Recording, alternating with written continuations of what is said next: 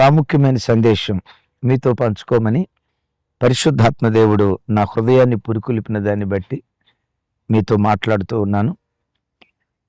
నీ గూర్చి చింతించే దేవుడు నీకుండగా ఎందుకు నీకు ఈ చింత?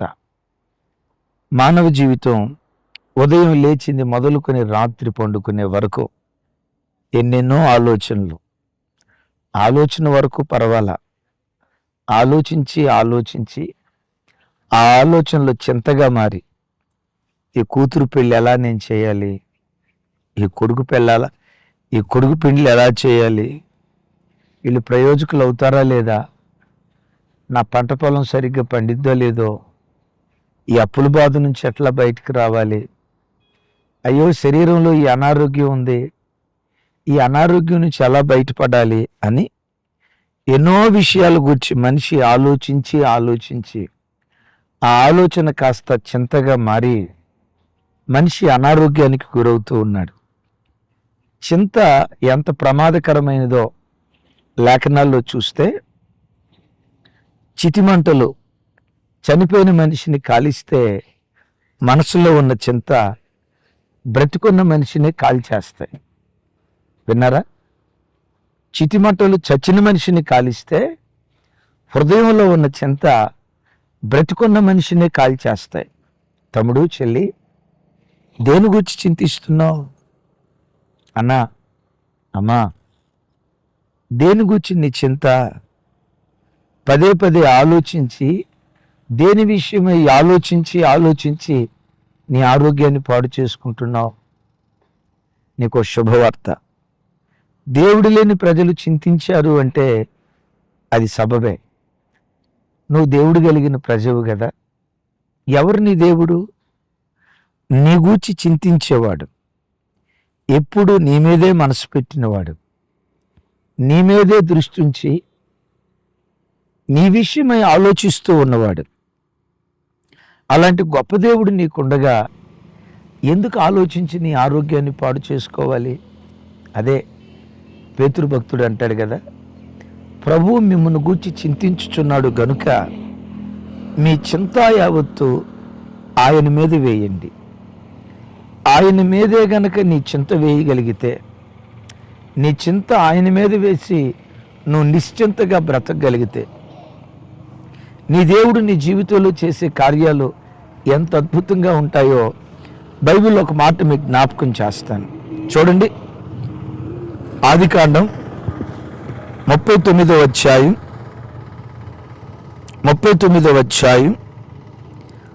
5-6 వచనాలు. 5వ వచనం నేను చదువుతాను, నాతో కలిసి గమనించండి. అతడు తన ఇంటి మీదను తనకు కలిగిన అంతటి మీదను అతనిని విచారణకర్తగా నియమించిన కాలము మొదలుకొని యెహోవా యోసేపు నిమిత్తం ఆ ఐగుప్తీయుని ఇంటిని ఆశీర్వదించెను. యెహోవా ఆశీర్వాదము ఇంటిలోనేమి పొలములోనేమి అతనికి కలిగిన సమస్తము మీదను ఉండెను. అతడు తనకు కలిగినదంతయు యోసేపు చేతికి అప్పగించి తాను ఆహారము తినుటకు తప్ప తనకేమి ఉన్నదో ఏమి లేదో విచారించిన వాడు కాడు. రాయబడిన అద్భుతమైన మాట. యోసేపును గురించి, యోసేపు మీద పోతిఫర్ ఎంత ఆధారపడ్డాడో ఒక అద్భుతమైన సన్నివేశం ఈ స్థలంలో రాయబడింది. పోతిఫరు యోసేపును తన ఇంటి మీద విచారణకర్తగా నియమించాడట. నాయనా యోసేపా, ఇదిగో నా పిల్లల ఫీజు ఎప్పుడు కట్టాలి నీవే విచారించు, ఇదిగో అక్కడ పంట పొలం ఎప్పుడు దున్నాలి నీవే విచారించు, నా కుటుంబానికి ఎప్పుడే తీసుకురావాలి ప్రతిదీ నీవే నా ఇంటిని గూర్చి విచారించు అని తన ఇంటి మీద యోసేపును విచారణకర్తగా నియమించాడట. అద్భుతం. యోసేపును విచారణకర్తగా నియమించిన కాలం మొదలుకొని ఈ పోతిఫరు ఇక ఏ విషయాన్ని గూర్చి తన ఇంటి విషయమై చింతించలేదట. ఎందుకు చింతించలేదయ్య అంటే, నా ఇల్లంతటిని గూర్చి చింతించే యోసేపు ఉన్నాడుగా, నా ఇల్లంతటిని గూర్చి బాధ్యత తీసుకున్న యోసేపు ఉన్నాడు కదా, ఆయన విచారణకర్తగా నియమించా.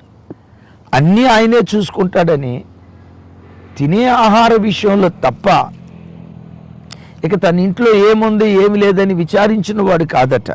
ఎందుకు? తన ఇంటి మీద విచారించే విచారణకర్త యోసేపు ఒకరున్నారు. అద్భుతం. యోసేపును విచారణకర్తగా నియమించిన కాలం మొదలుకొని ఆ ఐగుప్తీయుణ్ణి దేవుడైన యెహోవా ఆశీర్వదించడం ప్రారంభించాడు. పంట పొలంలో ఆశీర్వదించాడు, ఇంటిలో ఆశీర్వదించాడు, పిల్లల్ని ఆశీర్వదించాడు. ఫైనల్ కంక్లూజన్ ఏంటో తెలుసా? అతని కలిగిన అంతటిని దేవుడైన యెహోవా ఆశీర్వదించాడట. ఎందుకు ఆశీర్వదించాడు? తన ఇంటి మీద యోసేపును విచారణకర్తగా నియమించుకున్నాడు గనుక. నేనంట మానవ భాషలో చెప్తా, ఆఫ్టర్ ఆల్ యోసేపును విచారణకర్తగా నియమించుకుంటేనే పోతీఫర్ ఇంటిని దేవుడు అంత ఆశీర్వదించాడంటే యోసేపు కంటే శ్రేష్ఠుడు యేసయ్యను నీ ఇంటి మీద విచారణకర్తగా నియమించుకుంటే నిన్నెంత ఆశీర్వదిస్తాడు.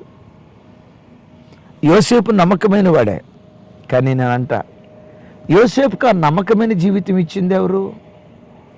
ఆ బాధ్యత కలిగిన మనసు ఇచ్చింది ఎవరు? ఒక వ్యక్తి ఏదైనా పని అప్పగిస్తే అప్పగించిన పని నమ్మకంగా నెరవేర్చే ఆ నమ్మకత్వపు జీవితం యోసేపులో స్థాపించింది ఎవరు? ఎవరు? యేసుక్రీస్తు వారు కదా? కాదా? నేనంట యోసేపే దేవుని యొద్ద నుంచి నమ్మకత్వాన్ని పొందుకొని తానంత నమ్మకంగా తన నమ్మిన కుటుంబం పట్ల అంత బాధ్యతగా ఉంటే నీ యేసయ్య నీ పట్ల ఇంకెంత బాధ్యతగా ఉంటాడు? నీ కుటుంబ విషయంలో, నీ పిల్లల విషయంలో ఆయన ఇంకెంత బాధ్యత వహిస్తూ ఉంటాడు? ఆలోచించావా? తమ్ముడు, చెల్లి, నువ్వు ఏ సంక్లిష్ట స్థితిలో ఉన్నా నీ గుండెల్లో ఉన్న చింతంతా పరమయోసేపుగా పిలువబడుతున్న యేసుక్రీస్తు వారికి అప్పగించి ఈ దినం నుండి నువ్వు నిశ్చింతగా బ్రతకటం ప్రారంభించు.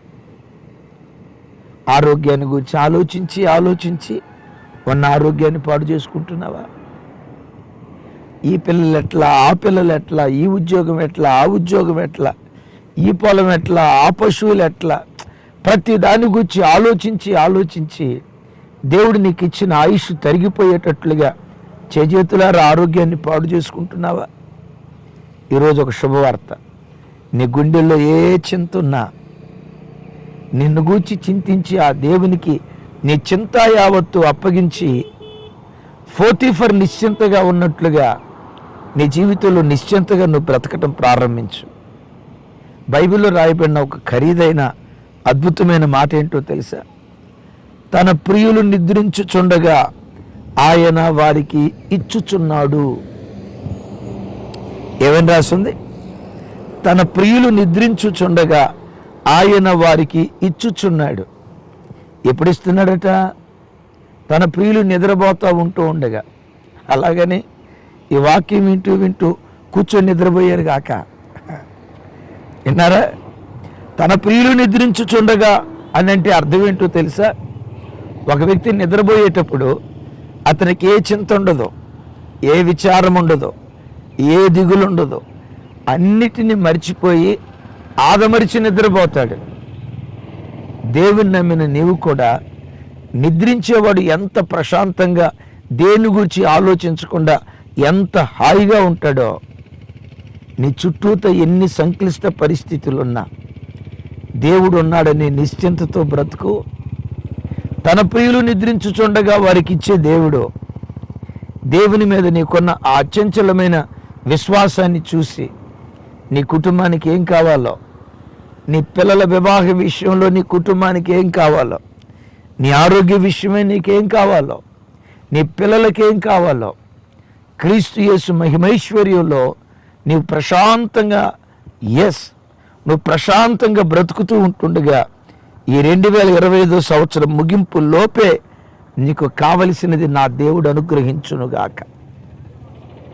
ఆమేన్. ఇక్కడ ఒక అద్భుతమైన మాట చెప్పి మీ గుండెల్లో ఉన్న చింత అంతా కొట్టివేయబడినట్లుగా మీ కొరకు ప్రార్థన చేస్తాను. పరిశుద్ధ గ్రంథమైన బైబిల్లో యాకోబుకు సుమారుగా 71 సంవత్సరాల వయసు వచ్చింది. యాకోబు ఏశావుల మధ్య జరిగిన పరిస్థితులను బట్టి యాకోబు తండ్రి ఇంటి నుండి పద్దనరాముకు బయలుదేరాడు. యాకోబు వయసు 71 సంవత్సరాలు, పెళ్లి కాలేదు, జీవితంలో స్థిరపడలేదు. తనను కన్న తండ్రి అన్నా పైసా కూడా యాకోబుకి ఇవ్వలేదు. ఒకవేళ ఇచ్చింది ఏమైనా ఉందంటే చేతికర్ర ఒకటి ఇచ్చాడు. మానవ భాషలో చెప్తాను, చేతికర్ర ఒకటి ఇచ్చాడు. తప్పించి అంతకు మించి ఏమి ఇవ్వాల.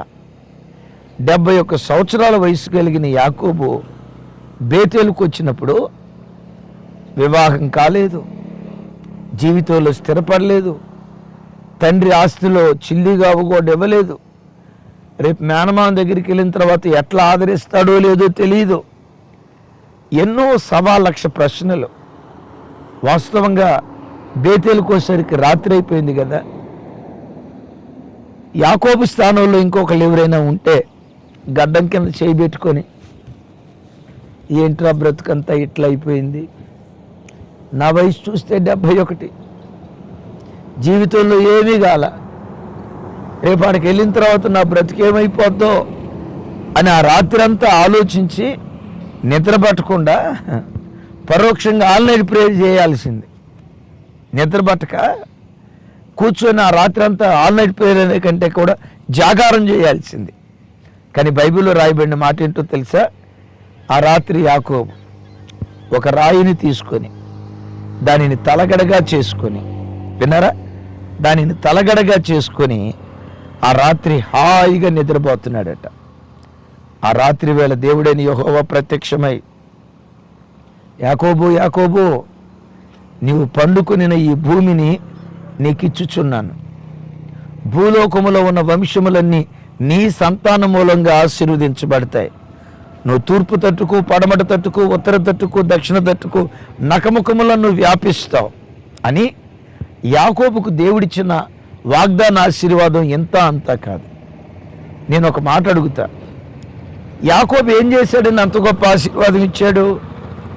ఆ స్థలంలో రాత్రి అంతా ఏమైనా ఆన్లైన్ ప్రేయర్ చేశాడా? హల్లెలూయా స్తుతి మహిమని పాటలు పాడాడా? ఇంకేమైనా కార్యక్రమం చేశాడా? చేసింది ఒకటే, రాయిని తీసుకొని రాయిని తలగడగా చేసుకొని తన తల రాయి మీద నుంచి హాయిగా నిద్రపోయాడు. ఆ రాయి ఎవరో తెలుసా? మన ప్రభువైన యేసుక్రీస్తు వారు. యేసుక్రీస్తు వారిని తృణీకరించబడిన రాయని, నిషేధించబడిన రాయని, మూలకు తలరాయని, ఏమండి పరిశోధించబడిన రాయని, ఇలా బైబిల్లో అనేక చోట్ల యేసుక్రీస్తు వారిని రాయితో వాక్యం పోల్చింది కదా. అలాగని రాయి కనపడినప్పుడల్లా దేవుడు అనుకుని మొక్కేరుగాక. అఫ్కోర్స్ వాటిని విశ్వసించే వాళ్ళు ఉంటారు. వాళ్ళ విశ్వాసాన్ని పొరపాటున మనం అవహేళన చేయకూడదు, కించపరుస్తూ పొరపాటున మాట్లాడకూడదు. అయితే మన విషయంలో ఈ స్థలంలో యాకోబు ఆ రాయిని తలగడగా చేసుకుని రాయి మీద తన తల ఆలించాడు. రాయి యేసుక్రీస్తు వారి గుర్తు అని చెప్పే కదా. ఆ రాయి మీద తలానించాడంటే దాని అర్థం ఏంటో తెలుసా? తన తలలో ఉన్న చింతలన్నీ, విచారాలన్నీ, దిగుళ్ళన్నీ, బాధలన్నీ, మానసిక కృంగుదలలన్నీ, ఆవేదనలన్నీ, భవిష్యత్తును గూర్చిన బాధలన్నీ, భవిష్యత్తును గూర్చిన దిగులన్నీ, ఇవన్నీ రాయిగా పిలువబడుతున్న యేసుక్రీస్తు వారి మీద మోపి నిశ్చింతగా బ్రతకటం ప్రారంభించాడు. నిశ్చింతగా నిద్రపోతూ ఉన్నాడు. నిశ్చింతగా నిద్రపోతున్నాడు. బైబిల్లో రాసింది కదా, నీ భారము యెహోవా మీద మోపుము, అప్పుడు ఆయన నిన్ను ఆదుకుంటాడు అని రాస్తుంది. విన్నారా? నీ భారము యెహోవా మీద మోపుము, అప్పుడు ఆయన నిన్ను ఆదుకుంటాడు. యాకోబు తన భారాన్ని ఎవరి మీద మోపాడు? రాయిగా పిలువబడుతున్న ఆరాధ్య దైవం ప్రభు అయిన యేసుక్రీస్తు వారి మీద మోపాడు. అందుకనే అద్భుతం, యాకోబును ఇశ్రాయేలు గోత్రకర్తగా చేసి యాకోబును ఒక చరిత్రకారుడిగా దేవుడు నిలవబెట్టాడు. ఈరోజు వాక్యం వింటున్న బిడ్డలారా, యాకోబు సంతాన మూలముగా భూలోకములో ఉన్న వంశములన్నిటినీ దేవుడు దీవించాడు. నా చేతులెత్తి దీవిస్తున్నా. ఆ కాలంలో యాకోబును ఆశీర్వదించిన దేవుడు ఈ కాలంలో నిన్ను ఆశీర్వదించునుగాక, నీ పిల్లలను ఆశీర్వదించునుగాక. నీ సంతాన మూలముగా భూలోకములో ఉన్న వంశములన్నిటినీ దేవుడు సమృద్ధిగా దీవించి వర్ధిల్ల చేయునుగాక. దేవుడు అలా నీ బ్రతుకులో కార్యం చేయనట్లుగా ఈ దినం నుండి నిశ్చింతగా బ్రతుకు. నీ గూర్చి చింతించే దేవుడు నీకుండగా నీవెందుకు చింతించాలి? నీవెందుకు విచారించాలి? నీవెందుకు దిగులు పడాలి? నీవెందుకు జాగారాలు చేయాలి? నీవెందుకు అదెట్లా ఇదెట్లా అని ఆలోచించి నీ ఆరోగ్యాన్ని పాడు చేసుకోవాలి? ఈ రోజు నుండి ప్రభు నన్ను గూర్చి చింతిస్తున్నాడు గనుక నా చింత యావత్తు ఆయన మీద వేసి నేను నిశ్చింతగా బ్రతుకుతానని నిశ్చింతగా బ్రతకటం ప్రారంభించు. ఈరోజే నీ కుటుంబానికి ఏ కొరత ఉందో, ఏ కొదువు ఉందో, నీ కుటుంబంలో ఏ లోయలు ఉన్నాయో ఏ సునామం పేరిటి దినం ఆ లోయలన్నిటినీ దేవుడు పూడ్చునుగాక. ఆ లోయలన్నిటినీ దేవుడు పూడ్చునుగాక. ఆ లోయలన్నిటినీ పూడ్చునుగాక. నీ సంతానం మూలముగా భూలోకములో ఉన్న వంశములన్నీ నా దేవుడు దీవించి వర్ధేలు చేయునుగాక. ప్రార్థన చేస్తాను. దేని గురించి చింతించకుండా ప్రార్థన, విజ్ఞాపన, కృతజ్ఞత స్తుతుల ద్వారా మన విన్నపాలు దేవునికి తెలియచేద్దాం. ప్రార్థన. సర్వశక్తి గల తండ్రి, ఈ ప్రార్థనలో ఏకీభవిస్తున్న ప్రతి తల్లి కొరకు, ప్రతి చెల్లి కొరకు, ప్రతి తమ్ముడు కొరకు, ప్రతి తండ్రి కొరకు ప్రార్థిస్తున్నాం. మా కొరకు చింతించే దేవుడు మాకున్నావయ్యా. మాకెప్పుడు ఏం చేయాలో, మాకెప్పుడు ఏది ఇవ్వాలో, ఎప్పుడు మాకేది అవసరమో మాకంటే మీకే ఎక్కువగా తెలుసయ్యా. మేము దేని గురించి బాధపడాల్సిన పని లేదయ్యా. ఆకాశ పక్షులు వెత్తవు, కోయవు, అయినా వాటిని మీరు పోషిస్తూ ఉన్నారు. ఆకాశ పక్షుల కంటే మేము శ్రేష్ఠులం కదయ్యా. సమస్త వైభవముతో కూడిన సొలొమోను కూడా ఆ అడవి గడ్డి పువ్వు వలె అలంకరించబడలేదు అయ్యా. వాటికంటే మేము శ్రేష్ఠులం. వాటిని అంత అద్భుతంగా అలంకరించినప్పుడు మమ్మల్ని ఎందుకు మీరు అలంకరించరయ్యా? ఆశీర్వాదపు అలంకారంతో మమ్మల్ని అలంకరించే దేవుడు. యాకోబు ఆ రాత్రి రాయి మీద తన భారమంతా మోపినట్లుగా ఈ వాక్యం వింటున్న ప్రతి బిడ్డ తన గుండెల్లో ఉన్న భారమంతా మీ మీద మోపే కృపద ఇచ్చేయి. మీ మీద అనుకునే కృపద ఇచ్చేయి. మీ మీద అనుకుని నిశ్చింతగా బ్రతుకున్నట్లుగా ఒక్కొక్క బిడ్డ పట్ల యేసు నామములో విశేష కృప చూపమని ప్రార్థిస్తున్నాను. వారి గుండెల్లో దేని గురించి చింతిస్తున్నారో, దేని గురించి ఆలోచిస్తున్నారో వారి విచారాలన్నీ కొట్టివేయబడునుగాక. వారి బ్రతుకులో నెమ్మది, సమాధానం యేసు నామం పేరిట సమృద్ధిగా మీరు కుమరించుదురుగాక. ఈ సంవత్సరం లోపే దేవా, ఈ డిసెంబర్ మాసం ఇంకా కొద్ది దినాలే ఉంది. ఈ కొద్ది దినాల లోపే వారి దుఃఖం కొట్టివేయబడాలి, నిట్టూర్పు ఎగిరిపోవాలి, అంగలార్పు నాట్యంగా మార్చబడాలి.